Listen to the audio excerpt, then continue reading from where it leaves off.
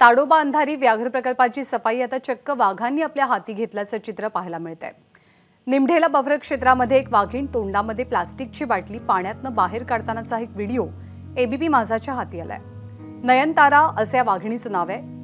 छोटा मटका वाघ आणि भानुसखिंड वाघिणीच्या बछड्यांपैकी एक म्हणजे नयनतारा। नयनतारा वाघीण आपल्या निळ्या डोळ्यांमुळे पर्यटकांमध्ये खूप प्रसिद्ध आहे।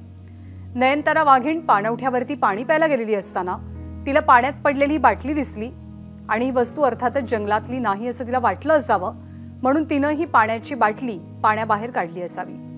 वन्यजीव प्रेमी दीप काठीकर यांच्या कॅमेरामध्ये हा व्हिडिओ कैद झालाय।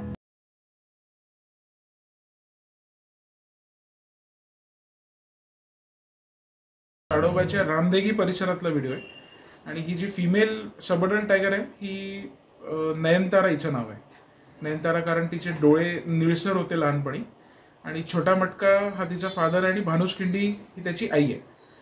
तर हा नॉर्मली आम्ही जसं फोटोग्राफी किंवा एक्सप्लोरेशनसाठी जातो तर ही फिमेल मिळाली, ती पाणवठ्याला पाणी प्यायला आली आणि तिने एक बॉटल बघितली तर तिचं लक्ष गेलं बॉटलकडे। ती बऱ्याच वेळेला बॉटलकडे बघत होती, पण बॉटल हा नॉर्मल किंवा नॅचरल गोष्ट नाही आहे। तर तिने इन्क्युझिटिव्हली ती बॉटल पकडली आणि ती चालत बंधाऱ्यावरनं चालत आमच्या समोरून तिने बॉटल ठेवून दिली।